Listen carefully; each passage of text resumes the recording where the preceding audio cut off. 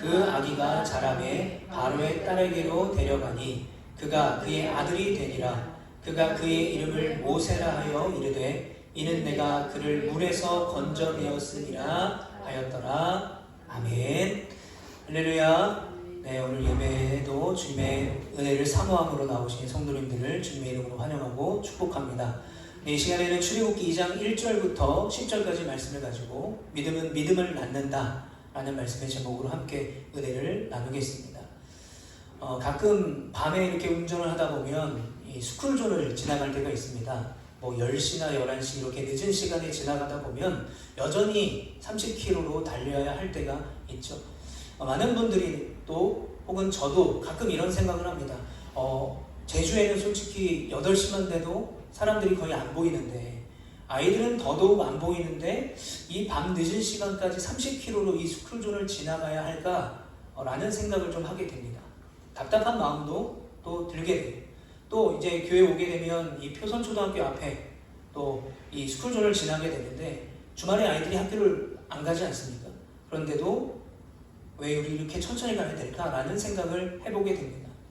물론 이제 운전을 하는 입장에서는 답답할 때도 있지만 이 부모의 마음이나 또 이 대한민국을 살아가는 한 사람으로서 곰곰이 생각해보면 이 스쿨존이라는 것은 또 이 30km라는 것은 어쩌면 지금을 살아가고 있는 우리 미래가 되는 아이들을 지키기 위한 우리가 기꺼이 감수해야 될 불편이자 배려가 아닐까라는 생각을 해보게 되었습니다.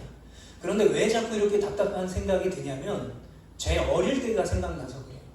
저희 어릴 때 보면 스쿨존이 어디 있습니까? 제가 기억하기로 제가 어릴 때 초등학교를 거의 3-4정거장 거리에 그냥 걸어 다녔어요. 그리고 요즘에는 이렇게 신호등 건널 때 이렇게 아이들을 케어해주는 분들이 계시더라고요. 그런 거 전혀 없었습니다. 강하게 컸죠. 정글같이 컸죠. 그러니까 예전에 제가 어릴 때를 생각하면 가끔 이렇게 생각이 들 때도 있어요. 과잉보호가 아닐까라는 생각이 들 때도 있습니다. 그런데 정글같이 아무것도 없이 그냥 나 홀로 이 학교에 걸어갔던 그때에도 또 스쿨존이 있고 또 아이들 케어하는 이런 분들의 도움이 있는 이때에도 동일하게 지금이나 그때가 있는 것이 있어요. 그게 뭐냐면 바로 부모님의 마음인 것 같습니다. 세례정거장을 걸어가도 스쿨존 같은 게 없을지라도 그때의 부모님들도 자녀들을 걱정하고 또 자녀들을 위해 기도했을 것입니다. 지금도 마찬가지예요. 우리 아이들을 보호해주는 수많은 장치들이 있지만 그럼에도 불구하고 지금도 동일하게 부모님들은 우리 아이들의 어떤 안위를 걱정하고 혹시 다치지는 않을까, 혹시 상처받지는 않을까 끊임없이 마음을 쓰게 되는 것 같아요. 자, 이제 이사를 하고 나서 이렇게 짐을 막 정리를 하고 있었는데 저희 욕실에 등이 2개가 있는데 하나가 계속 깜빡이고 막 타는 냄새가 나더라고요. 그래서 한 번도 그런 걸 해본 적이 없어가지고 유튜브에 막 검색을 해서 이제 혼자 갈아보려고 했어요. 했더니 이제 주문해서 등을 사면 끼우는 게 간단하더라고요. 그래서 이제 어머니와 통화하다가 이제 그 이야기를 하게 됐어요. 등을 갈게 됐다. 그랬더니 저희 어머니가 계속해서 똑같은 말로 이 말씀을 하셨어요. 의자 같은 거 밟고 올라갈 때 절대로 조심해야 되고 바닥에 물기가 있는지 확인해야 되고 의자는 옆으로 넘어가는 거 아닌지 확인해야 되고 넘어지면 머리 다칠 수 있고 그 전등 하나 갈았다고 얘기했는데 거의 한 2-3분 가까이 걱정과 염려를 막 하시는 거예요. 이런 생각이 드는 거예요. 이 정도면은 저희 어머니가 저를 보기에 초등학생처럼 보이는 게 아닐까라는 생각까지 들었어요.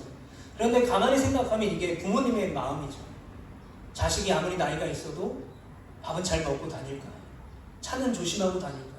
지금도 저희 어머니 맨날 차 조심하라고 그래요. 나이가 이렇게 먹었는데도. 여러분, 부모님은 어떻게든 우리 자녀들을 지켜주고 싶고 또 내가 책임져주고 싶고 또 안전하게 만들어주고 싶습니다. 그 아주 오래전 이야기인데요. 이제 마음이 아픈 이야기입니다. 이 자폐를 가진 이 엄마들의 소원과 기도라는 글을 본 적이 있었는데 이 자폐를 가진 엄마들의 소원과 기도는 내 아이보다 하루만 더 살게 해달라는 거였대요. 이 영화 마라톤을 보게 되면 거기에서도 이런 대사가 비슷한 게 나오는데 이 어머니들이 걱정하는 것은 내가 먼저 죽으면 이 아이를 누가 돌볼까? 수많은 사회적인 장치들과 또 여러 가지 시스템들이 있지만 그럼에도 내가 이 자녀를 지켜줘야 되는데 라는 생각이 앞선다라는 거죠. 그런데 아이러니하게도요, 우리가 살다 보면 부모가 자녀를 더 붙잡으면 붙잡을수록 부모의 마음에 불안이 더 커질 때가 있어요. 그리고 이렇게 생각이 듭니다. 내가 이 아이의 인생을 지금은 내가 케어하고 책임져주고 있는 것 같지만 내가 영원히 이 아이의 인생을 책임질 수 없구나. 그런 고민과 그런 걱정과 또 아이를 어떻게 잘 키울 수 있을까라는 고민을 가지면서 열심히 우리 부모님 세대들은 살아가고 있는 것이죠. 그런데 여러분, 이 고민은 오늘만의 고민이 아닙니다. 성경 속에서도 자기 자녀를 지키고 싶었던 어머니가 있습니다. 그런데 자기 힘으로는 절대로 지킬 수 없었던, 그래서 너무 마음이 아팠던 한 어머니가 등장하는데 바로 오늘 본문에 나오는 모세의 어머니 요게벳이에요. 당시에 애굽 왕이었던 이 바로 파라오죠. 이주에서 온 이 요셉 이후로부터 이주에서 온 이 히브리 민족이 점점 왕성해지는 것을 두려워하기 시작했습니다. 그래서 그 히브리인이 아이가 태어나면 산파들에게 아이를 다 죽이라고 명령했어요. 그런데 산파들은 왕의 명령을 두려워하지 않고 오히려 하나님을 두려워하고 하나님을 경외했기 때문에 바로 왕에게 거짓말을 하죠. 우리가 달려가기 전에 이미 히브리 사람들은 건강해서 아이를 다 놔버리기 때문에 어떻게 할 수 없었습니다. 그러다 보니까 이 바로는 남자아이가 태어나면 무조건 나일강 깊은 곳에 던져 죽이라는 끔찍한 명령을 내리게 되죠. 생명이 태어나는데 그것이 축복이 아니라 저주와 두려움이 되어버린 시대였어요. 아이가 태어나면 기뻐야 되는데 그 아이를 숨겨야 했습니다. 그리고 아이의 웃음소리 또 아이의 울음소리조차 공포가 되는 그 시대였어요. 그런데 바로 그 절망의 시대 속에서 이 요게벳이 한 아이를 낳게 되는데 오늘 본문 2절에 이렇게 말합니다. 그 여자가 임신하여 아들을 낳으니 그가 잘생긴 것을 보고 석 달 동안 숨겼더니, 자, 단순하게 오늘 2절에서는 아들이 태어났는데 잘생겨서 내가 키워야 되겠다 라고 생각한 것처럼 보여요. 그런데 히브리서 11장에는 이 장면을 믿음의 행동이라고 설명하고 있습니다. 히브리서 11장 23절에 보면 믿음으로 모세가 낳았을 때에 그 부모가 아름다운 아이임을 보고 석 달 동안 숨겨 왕의 명령을 무서워하지 아니하였으며, 앞서 말씀드렸던 이 히브리 산파들, 히브리 아이가 태어나면 그 아이를 받았던 이 산파들도 왕의 명령을 두려워하지 않았어요. 하나님을 경외했죠. 바로 요게벳도 마찬가지입니다. 하나님을 경외했고 왕의 명령을 두려워한 것이 아니라 믿음으로 하나님을 경외했던 거예요. 그래서 그 아이를 석 달 동안 믿음으로 숨겼다라고 히브리서에서는 말씀하고 있는 것입니다. 자, 그런데 한 달이 지나고 두 달이 지나고 석 달이 지났습니다. 더 이상 그 아무리 사랑스러운 아이도 더 이상 숨길 수가 없게 되었어요. 그래서 갈대 상자에 담아서 나일강에 아이를 내려놓게 됩니다. 인간적으로 보면 얼마나 슬픈 장면입니까? 여러분, 그런데 성경은 이렇게 잔인하리만큼 슬픈 이 장면을 단순한 슬픔이라고 기록하지만은 않아요. 오히려 하나님께서 이 아이를 통해 위대한 구원의 역사를 준비하시는 장면을 계속해서 보여주고 계십니다. 그러나 후대의 말씀을 읽는 우리로서는 그런 믿음을 충분히 가질 수가 있어요. 그런데 당시 내가 사랑하는, 내가 배 아파서 낳은 그 아들을 버려야 하는 이 요게벳은 어떤 마음으로 이 모세를 갈대 상자에 담았겠습니까? 10달 동안 뱃속에 품었던 아이죠. 3달 동안 목숨을 걸고 숨겨서 키운 아이입니다. 아이가 울 때마다 들킬까봐 두려워했고 밤마다 하나님, 이 아이를 제발 지켜주세요라고 간절하게 기도했을 거예요. 그런데 이제 자기 손으로 직접 이 아이를 나일강에 내려놔야 돼요. 인간적인 마음은 어떻습니까? 더 붙잡고 싶죠. 더 키우고 싶죠. 내 자녀를 포기하고 싶지 않습니다. 끝까지 내 품에 안고 있고 싶었을 거예요. 그런데 더 이상 숨길 수가 없게 되었어요. 그런데 이때 요게벳이 깨달은 게 있습니다. 앞서도 말씀드렸지만 내가 이 아이를 평생 지킬 수 없구나. 그러나 하나님은 지킬 수 있음을 믿어 라는 고백으로 이 아이를 너무 마음이 아프지만 너무 슬프지만 갈대상자에 담아서 나일강가에 내려놓았던 거예요. 그렇기 때문에 여러분, 이 요게벳의 행동은 무책임한 포기가 아니었어요. 믿음의 행동이었습니다. 두려움 때문에 아이를 버린 게 아니었습니다. 오히려 하나님께 이 아이를 맡긴 거예요.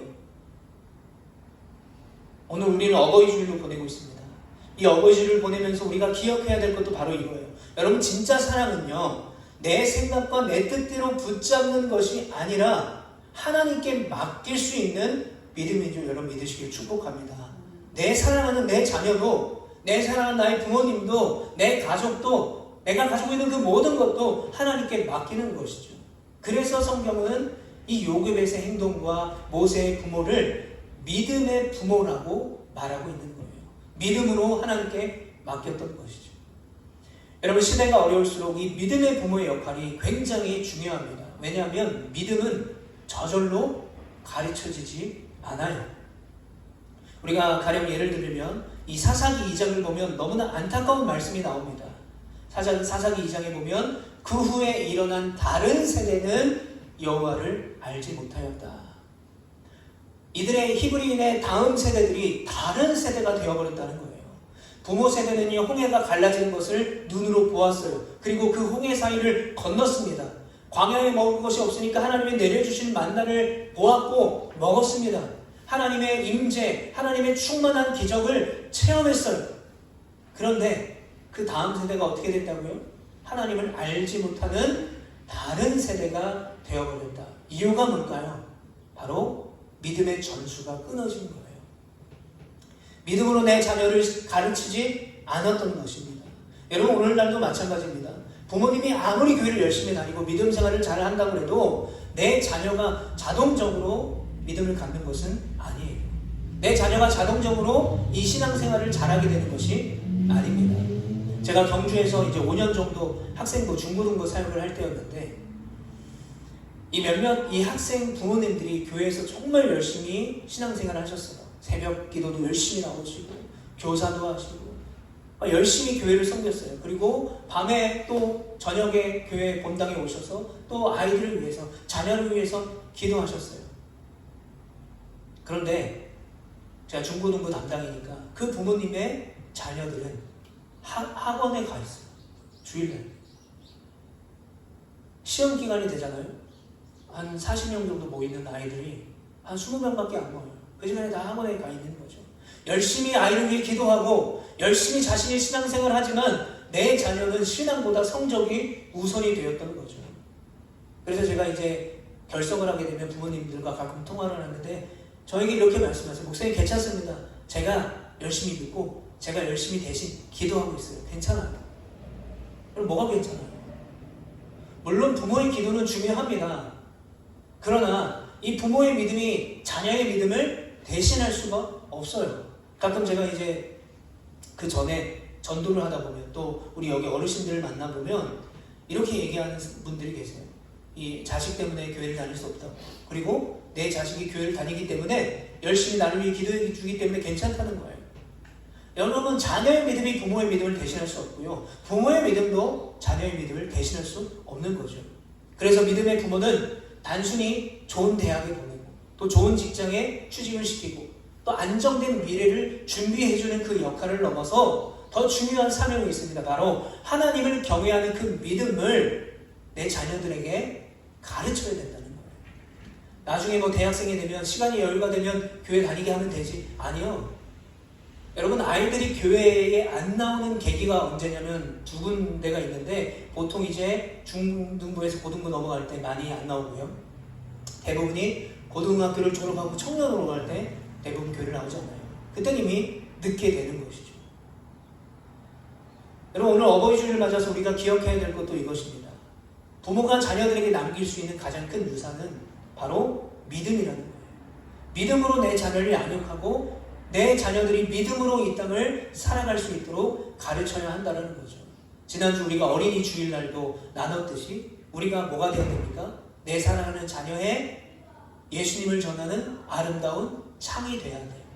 우리 이웃들에게 복음을 전할 수 있는 선한 창이 되어서 그들에게 예수님을 나타내야 된다는 것입니다. 여러분, 이런 그리스도인, 이런 부모로 살아갈 수 있는 여러분 되시기를 축복합니다. 다시 본문을 보게 되면 모세를 뭐라고 표현하냐면요, 잘생긴 아이라고 표현해요. 잘생긴 아이. 히브리어로 말하면 토브라는 단어를 쓰고 있습니다. 기억하실지 모르겠지만 우리가 예전에 다윗의 외모에 대해서 하나님은 중심만 보신다고 했는데 다윗은 과연 잘생겼는가 못생겼는가에 대해서 우리가 설교를 나눴을 때 다윗이 잘생겼다라는 말을 할 때 토브라는 단어를 썼어요. 동일한 단어입니다. 그때도 나눴는데 이 단어가 언제 쓰이냐면 창세기에서 하나님이 이 땅을 창조하시고 보시기에 좋았더라 라고 하실 때 그때 쓰였던 단어가 토브예요. 자, 그러니까 이 모세가 잘생겼다라는 의미는 뭐 외모가 훌륭한 것을 넘어서서 하나님께서 특별히 이 모세를 준비하고 있는 존재라는 뜻을 말하고 있는 거예요. 어떻게 준비하고 계십니까? 바로 애굽의 폭정과 또 남아살의 정책 속에서도 하나님은 모세를 통해서 이스라엘의 구원의 역사를 준비하셨어요. 그 모세를 물에서 건져내 주셔서 하나님의 토부의 역사를 시작하셨던 거예요. 여러분, 여기서 우리가 기억해야 될 것이 있습니다. 하나님은 하나님이 사랑하시는 자기의 백성에게 가장 좋은 것, 가장 선한 이 토부를 준비하는 분이심을 믿으시기를 축복합니다. 근데 문제가 있어요. 뭐가 문제냐면 우리가 생각하는 토부와 하나님이 나에게 주시고자 하는 토부가 다를 때가 많아요. 하나님 이거 주세요. 이게 제일 선해요. 이게 제일 좋은 거예요. 라고 기도하지만 정작 하나님은 다른 걸 준비하고 계시죠. 그런데 우리가 그런 실패를 경험하고 뭐 믿음의 어떤 그런 연약함을 경험하고 나서 깨닫는 게 있죠. 뭐냐? 하나님은 더 크고 깊은 계획 속에서 우리를 인도하고 계시는구나. 그때는 내가 이게 더 좋아 보였는데 지나고 보니까 하나님 나에게 더 좋은 것을 주셨구나. 여러분, 그래서 믿음은요, 내가 원하는 것을 얻어내는 것이 믿음이 아닙니다. 믿음은 어떤 것이냐면 하나님의 뜻을 신뢰하고 하나님께 맡기는 거예요. 하나님께 맡김으로 하나님을 경외하고 하나님을 온전히 예배하면서 그 은혜를 내 자녀에게, 우리 이웃들에게 나타내야 되는 것이죠. 여러분, 그런데 보통 사람들은 사랑하게 되면 붙잡고 싶어요. 집착을 하게 됩니다. 내 뜻대로 만들고 싶어요. 그래서 가끔 이제 이 TV 같은 걸 보게 되면 이제 부모님이 자녀들에게 공부를 강요하고 좋은 대학에 갈 것을 막 강요하면서 막 그 가정에 트러블이 생기고 문제가 생기는 그런 장면들을 보지 않습니까? 부모님 빈당한 사랑이다, 잘못된 사랑이다 라고 말하는데 내가 책임지려 하고 있기 때문에 그래요. 내가 내 자녀를 책임지려 하는 거예요. 내가 생각하는 모습대로 내 자녀가 되기를 원하고 그렇게 만들고 싶어 한다는 거죠. 그런데 진짜 믿음의 사랑은 내가 하려고 하는 것이 아니라 내 자녀를 믿음으로 하나님께 맡길 줄 아는 사람이에요.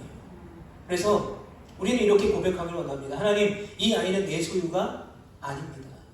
내가 배 앞에서 낳고 나의 자녀고 나와 너무 똑 닮은 아이지만 내 자녀도 내 소유가 아니라 하나님의 소유임을 믿습니다. 내가 사랑하는 나의 부모님도, 나의 가족도, 내 교회도, 내가 가진 것 모든 것도 내 소유가 아니라 하나님의 것입니다 라는 것을 고백할 때 우리에게 그때 참 자유가 주어지고 평안이 임하게 되는 거예요. 이 놀라운 고백을 할 수 있는 우리 모두가 되시기를 축복합니다. 자, 요괴 배신. 너무 슬픈 마음에 저는 상상할 수가 없어요. 이 어머니의 마음이 어떤 마음일지. 그 아이를 나일강에 갈대상자에 넣어서 올려놨어요. 자, 그런데 하나님께 맡겼잖아요. 바로 이때부터 하나님의 토부의 역사가 일어나게 됩니다. 바로 바로의 딸이 마침 그때 모세를 나일강가에 띄어놨을 때 얼마 되지 않아서 나일강에 목욕하러 내려옵니다. 그때에 갈대 상자를 발견하게 되고 시녀가 그 상자를 열어보니까 아기가 울고 있던 거예요. 그런데 이 당시에 히브리 아기가 태어나면 어떻게 됩니까? 죽여야 되죠. 히브리 아이임을 파악했어요. 알게 됐어요. 그런데 여러분, 신기하게 왜 바로의 딸은 이 모세를 보고 죽여야만 하는 존재로 보지 않게 됐어요. 천하게 여기지 않게 됐습니다. 자기 어떤 권력에 방해되는 민족 정도로 보지 않았어요. 오늘 본문에 보면 그 아이를 바로의 딸이 불쌍히 여겼다라고 말해요. 여러분, 이게 우연일까요? 갑자기 어떤 마음이 들었던 거예요? 아니에요. 하나님의 역사인 거예요. 하나님은 이 바로의 딸의 마음까지도 움직인 거예요.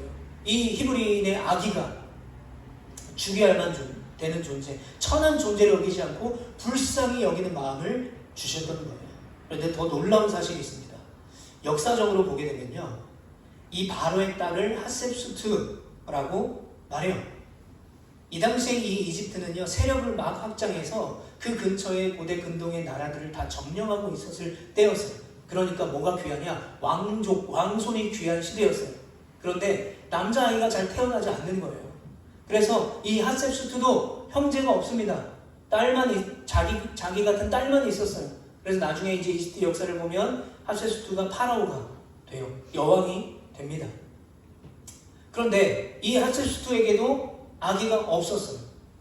그러니까 자기가 왕이 파라오가 돼서 권력을 유지하기 위해서는 아들이 필요했다는 거죠. 그런데 나일강으로 늘 그랬듯이 목욕하러 갔는데 거기에 남자 히브리 아기, 버려진 아기를 발견하게 된 거죠. 아들이 필요했던 그때 하나님이 움직이신 것입니다. 더 놀라운 사실이 뭔지 아십니까? 고모를 채용해야 돼요. 근데 그 근처에 이 누이가 보고 있었잖아요. 모세가 어떻게 될지. 그 누이가 이제 이 바로의 딸에게 얘기하는 거죠. 고모를 불러서 젖을 먹여야 되지 않겠습니까? 그래서 실제 모세의 어머니 요게벳이 고모의 신분으로 품삯까지 받으면서 내 아이를 키우게 되었던 것이죠. 하나님께 맡겼더니, 자신의 아들을 살리기 위해서 하나님께 맡겼더니 그 아들이 자기 품으로 돌아왔고요, 하나님이 그 아들을 책임져 주셨다는 거예요. 여러분, 그래서 이런 여러 가지 성경에 일어나는 놀라운 하나님의 능력을 볼 때마다 우리가 고백하게 되는 것이 있어요. 성경에는, 하나님의 말씀에는 우연이 없다는 거예요. 믿음이 없는 사람은 우연이다라고 말해요. 또는 운이 좋았다라고 말합니다. 그러나 하나님의 백성에게는, 믿는 자에게는 우연이 없어요. 우리가 살아온 인생을 돌아보면 내 모든 것이, 심지어 내 고난도, 내 연약함도, 두려움도, 내가 정말 싫어했던 그 상황도 다 하나님의 선하신 계획과 하나님의 일하심을 믿는 우리 모두가 되시기를 축복합니다. 우리 삶도 마찬가지입니다. 지금은 이해되지 않는 일들이 있죠. 내가 거부하고 싶은 문제들이 있습니다. 가정의 문제, 자녀의 문제, 건강의 문제, 여러 가지 문제가 있어요. 그런데 그 문제가 해결되지 않아도 중요한 사실은 여전히 하나님은 지금도 일하고 계시다는 거예요. 하나님은 우리에게 우리의 기다림을 통해서 우리의 믿음을 연단하고 그 하나님을 온전히 바라보게 하신다는 것입니다. 여러분, 모세가 담겼던 갈대상자, 이 갈대상자를 히브리어로 테바 혹은 테베라고 부릅니다. 그런데 이 단어가 창세기에 똑같은 단어가 나와요. 바로 노아의 방주를 테베 혹은 테바라고 부릅니다. 그리고 후대에 보게 되면 구약의 언약궤도 테바라고 불러요. 자, 노아의 방주와 또 이 갈대상자, 왜 같은 단어를 쓸까요? 공통점이 있기 때문입니다. 어떤 공통점이 있습니까? 하나님의 보호하심, 하나님의 토부의 은혜가 있었다는 것이죠. 노아의 방주도 하나님의 보호하심이었고요, 모세의 갈대상자도 하나님의 보호하심이었어요. 사람의 눈으로 보기에는 저 상자 안에 아이를 낳았을 때 이 나일강에 휩쓸려가진 않을까, 아이가 물에 빠지진 않을까 걱정되지만 하나님 손안에 있는 그 갈대상자가 가장 안전한 곳이었어요. 왜요? 하나님이 보호하시고 인도하시기 때문에. 오늘 우리는 이 요게벳을 통해서 하나님께 맡기는 믿음이 무엇인지, 또 하나님께 맡기는 믿음이 얼마나 중요한지를 다시 한번 보게 되었습니다. 여러분, 요게벳의 믿음은 모든 상황이 다 이해되기 때문에 순종한 것이 아니었어요. 앞으로 나에게 어떤 일이 펼쳐질지를 다 알기 때문에 하나님을 신뢰하는 것이 아닙니다. 다 이해되지 않아도, 앞이 보이지 않아도 내 힘으로 붙잡지 않고요, 전능하신 하나님 손에 맡겨 드렸던 것입니다. 그래서 요게벳의 믿음은요, 바로 믿음의 모세를 낳을 수 있었던 거예요. 그리고 하나님은 믿음으로 그 아이를 맡긴 그 모세를 지키셨습니다. 그리고 그 모세를 통해서 이스라엘을 구원하셨어요. 나일강에 버려진 그 아이가 그 60만이 넘는 이스라엘 백성들을 이끌 리더가 될 줄 누가 알았겠습니까? 어머니 요게벳은 그 전부를 다 보지는 못했을 거예요. 그러나 하나님은 이미 하나님께 맡겨진 그 모세를 통해서 출애굽의 역사를 준비하고 계셨던 것이죠. 결국 이 요게벳에 맡기는 믿음이 한 시대를 살렸고 한 민족을 살리는 믿음이 되었던 것입니다. 오늘 우리의 믿음도 우리의 자녀들, 우리의 다음 세대의 믿음을 세우는 귀한 씨앗이 되기를 간절히 축복합니다. 찬양을 보면 요게벳의 노래라는 찬양이 있습니다. 오늘 이 본문에 어머니 요게벳의 마음 그리고 하나님에 대한 고백이 담긴 찬양인데요. 후렴에 보면 이런 가사가 나오는데 여러분 이 가사가 바로 우리의 고백이 되었으면 좋겠어요. 너의 삶의 참주인, 너의 참부모이신 하나님, 그 손에 너의 삶을 맡긴다. 너의 삶의 참주인, 너를 이끄시는 주 하나님, 그 손에 너의 삶을 드린다.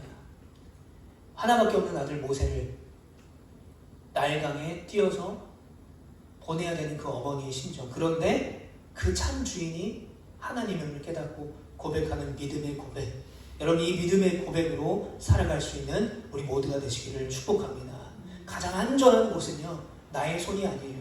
나의 품이 아닙니다. 나의 생각이 아닙니다. 나의 지혜도 아닙니다. 내가 가지고 있는 어떤 그런 돈도 아니에요. 가장 안전한 곳은 하나님의 품 아님을, 하나님의 손 아님을 믿는 우리 모두가 되시기를 축복합니다. 왜 그럴까요? 내 손은 연약합니다. 그러나 하나님의 손은요, 결코 실패하지 않아요. 내 계획은 흔들릴 수가 있어요. 그러나 하나님의 섭리는 절대로 무너지지 않기 때문입니다.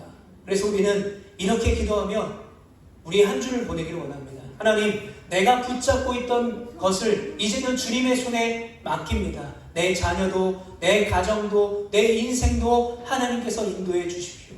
내 뜻보다 하나님의 뜻을 더 신뢰하게 하시고 내 계산보다 하나님의 섭리를 더 믿게 하옵소서. 아멘. 여러분 이렇게 한 주간 기도할 수 있는 우리가 되시길 바랍니다.